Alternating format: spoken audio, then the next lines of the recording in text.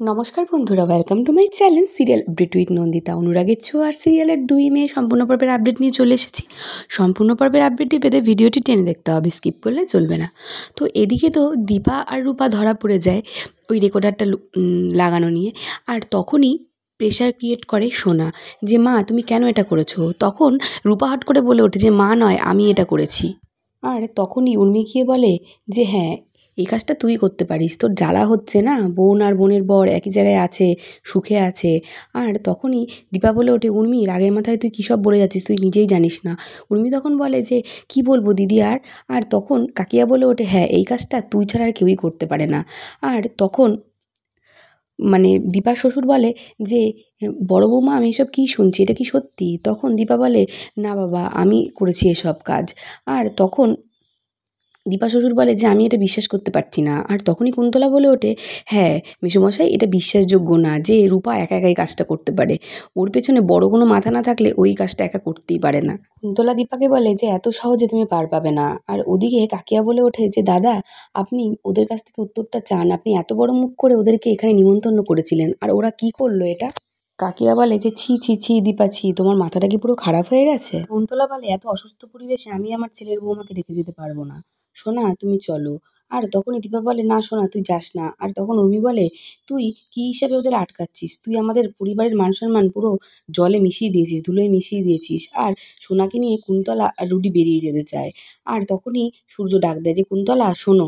সূর্য বলে দেখুন, আমি মেয়ের বাবা, আমার আপনাদের সামনে মাথা তুলে দাঁড়ানোর কোনো যোগ্যতাই নেই আমি জানি, কিন্তু তবুও আমি আপনার কাছে একটা রিকোয়েস্ট করব যে আমার মেয়েকে অষ্টমঙ্গলায় এভাবে নিয়ে চলে যাবেন না। ও বিয়ের পর এই বাড়িতে প্রথম এসেছে, আমার এটা রিকোয়েস্ট আপনার কাছে। কুন্তলা তখন বলে যে সূর্য, আপনি আপনার বউকে দয়া করে সামলান। আর তখন দীপা বলে কাউকে কোথাও যেতে হবে না, আমি আর আমার মেয়ে দোষ করেছি তো আমরা চলে যাচ্ছি। ডাক্তারবাবু প্লিজ আপনি সোনাকে আটকান, ওকে এখান থেকে যেতে দেবেন না। কুন্তলা বলে না, সোনা এখানে থাকবে না, এখানে একটা অসুস্থ পরিবেশ, এখানে সোনা কিছুতেই থাকবে না। উর্মি সূর্যকে বলে যে দাদাই, দিদি যে এত বড় একটা কাণ্ড ঘটালো, আপনি কিছু বলবেন না? বাবা আপনি কিছু বলবেন না? তখন দীপা শ্বশুর বলে যে বড় বৌমা, তুমি এটা কেন করলে বলো তো আমাকে? তখন দীপা বলে আমার যা ইচ্ছা হয়েছে করেছি, বেশ করেছি, আমি কাউকে কোনো কৈফিয়ত দিতে পারবো না আর দেবও না। সূর্য দীপা বলে ওঠে। আর তখন দীপা বলে না ডাক্তারবাবু, আপনি আমার সাথে এরকম চোখ রাঙিয়ে কথা বলবেন না। দীপা বলে এই বাড়ি ছেড়ে আমি কোথাও যেতে পারবো না, আর চলে গেলেও আমার আত্মাটা এখানেই থেকে যাবে, আমাকে ক্ষমা করবেন ডাক্তারবাবু, আমার আর কিচ্ছু করার ছিল না। রূপা তখন মাকে জড়িয়ে ধরে বলে যে মা, আমি তো এখানে ছিলামই না, কিন্তু তুমি তো এখানেই ছিলে, তাই তোমার কতটা কষ্ট হবে আমি বুঝতে পারছি। আর তখন দীপা বলে আমি জানি মা, তুই বুঝবি। রূপা তখন বলে আর না মা, চলো এবার এখান থেকে। বাড়ি যেমন তোমাকে অনেক কিছু দিয়েছে, তেমনি নিয়েছো অনেক, চলো মা এখান থেকে চলো। এদিকে কুন্তলা সোনাকে গাড়ি থেকে নামিয়ে বলে যে চলো বাড়িতে, আর জোরে হাতটা ধরে। আর সোনা বলে বিশ্বাস করুন আমি কিচ্ছু জানি না। তখন রুডির মা বলে যে চলো, তোমার সাথে আরও কী কী হবে সেটা দেখো। আর সোনা তখন বলে আমার লাগছে, রুডি মাকে বোঝাও না। তখন কুন্তলা বলে রুডি কি বোঝাবে, রুডি কিছুই বোঝাবে না, তুমি চলো ভেতরে, তোমার সাথে আর কি কি হয় তুমি দেখো। এদিকে সোনাকেও ভাবে হ্যাচড়া হ্যাচড়া নিয়ে যেতে কৃষ্ণ দেখে ফেলে। আর কৃষ্ণ তখন বলে যে রাই তো আমার কোনো কথাই শুনছে না, কিন্তু আর নয়, রাইকে আমাকে বলতেই হবে যে এই কুন্তলা দেবী একদম ভালো মানুষ না। এদিকে কুন্তলা সোনার ওপর খুব অত্যাচার করতে শুরু করে। আর তখনই কুন্তলার স্বামী এসে বলে যে ও অন্যের মেয়ে, ওর সাথে কেন এরকম করছো তুমি? তখন কুন্তলা বলে অন্যের মেয়ে ছিল, কিন্তু এখনও আমার বৌমা, ওকে লেজায় কাটবো না মুড়োয় কাটবো সেটা সম্পূর্ণ ইন্টারলি আমার ডিসিশান, আর এখানে তুমি কোনো কথা বলবে না। এদিকে সোনার লকেটে ঢুকিয়ে রাখা রেকর্ডারটা কাজ করতে শুরু করে। আর এদিকে রেস্টুরেন্টে বসে দীপা আর রূপা মিলে শুনতে থাকে সোনার কথা, আর সোনার গলার ভয়েসটা শুনতে থাকে। আর দীপা বলে যে ওর গলার ভয়েসটা কেমন লাগছে না?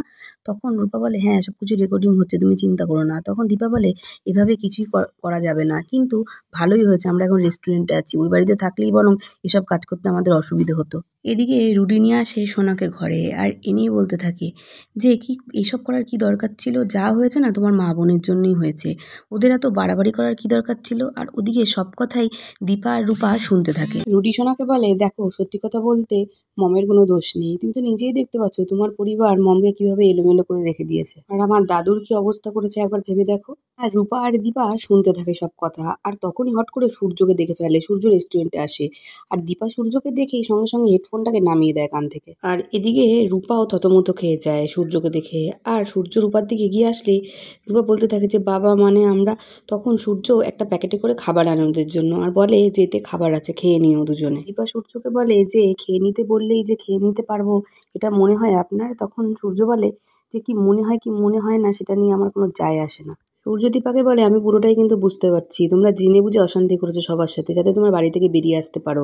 আর আমি এটাও জানি তোমাদের কোনো উদ্দেশ্য আছে যাতে এখান থেকে সেটা ভালোভাবে কাজটা করতে পারো, সেই জন্যই তোমরা ইচ্ছে করে ঝগড়া অশান্তি করে বাড়ি থেকে বেরিয়ে এসেছো। সবাই যাতে তোমাদের উপর রাগ করে থাকে, কেউ যাতে তোমাদের খোঁজ খবর না নেয়। আর তুমি ভাবলে কি যে আমি বুঝতে পারবো না তোমাদের এটা, তাই তো? তখন রূপাকে বলে যা একটা প্লেট নিয়ে আয়, যিনি আমাদের এখানে খেতে দিতে এসেছেন তিনিও খাবেন আমাদের সাথে। তখন সূর্য বলে দীপা তুমি যেটা করতে এসেছো সেটা আগে তাড়াতাড়ি করো। দীপা সূর্যকে বলে যে আপনি আমাকে বিশ্বাস করেন তো?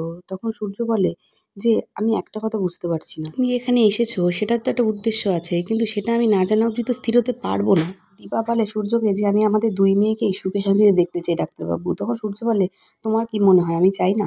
কিন্তু ডাক্তারবাবু আপনি যেভাবে মনে করেন আর আমি যেভাবে মনে করি সেটা সম্পূর্ণই আলাদা, কারণ আমরা দুজন দুরকম মানুষ ডাক্তারবাবু। সূর্য দীপাকে বলে যে দেখো যেটা প্রমাণ করার তাড়াতাড়ি করো, শুধু এটা প্রমাণ করো যে তুমি ঠিক সেটা ভুল।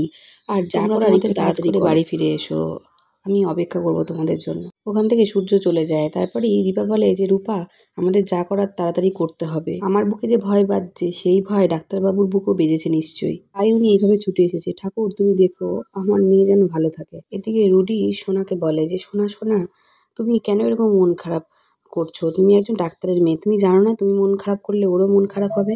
তুমি আর আমাদের পরিবারে একটা নতুন অতিথি আসতে চলেছে, তুমি খুশি নাও। দীপা কথাটা শুনেই মনে মনে ভাবে যে কিসের অতিথি, আর রূপাকে জিজ্ঞাসা করে কি বলছে রুডি, এসব কিসের অতিথির কথা বলছে? সোনা রুডিকে বলে যে এত তাড়াতাড়ি আমি চাইনি রুডি, এত তাড়াতাড়ি আমি এসব চাইনি। রুডি সোনাকে বলে কি করবে বলো, সবই যে ঈশ্বরের দান।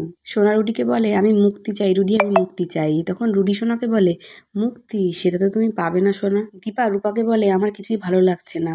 সোনা কি চাইনি? আচ্ছা এই রেকর্ডের ব্যাপারটা জানার পর থেকে কি ওরা ওর উপর অত্যাচার করতে শুরু করলো? রুডি সোনাকে বলে যে এরকম করলে কিন্তু মম অনেক রেগে যাবে, আর মম রেগে গেলে কি হবে তুমি জানো তো?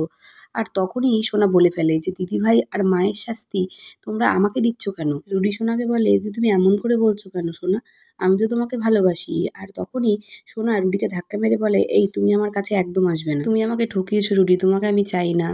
আর সেদিনকে রাতে তুমি ইচ্ছা করে সবটা আমার সাথে করেছো। রুডি সোনাকে বলে যে দেখো একদম বাড়াবাড়ি কিছু করবে না। তখনই রূপা দীপাকে বলে ওঠে আজকে রাতে মনে হয় কিছু একটা হয়ে যাবে। তো বন্ধুরা আজকের ভিডিওটা এই অবধি। অনুরাগের ছোঁয়ার আগাম আপডেট পেতে অবশ্যই চ্যানেলটিকে সাবস্ক্রাইব করে পাশে থাকবেন। Thank you so much for watching, tata.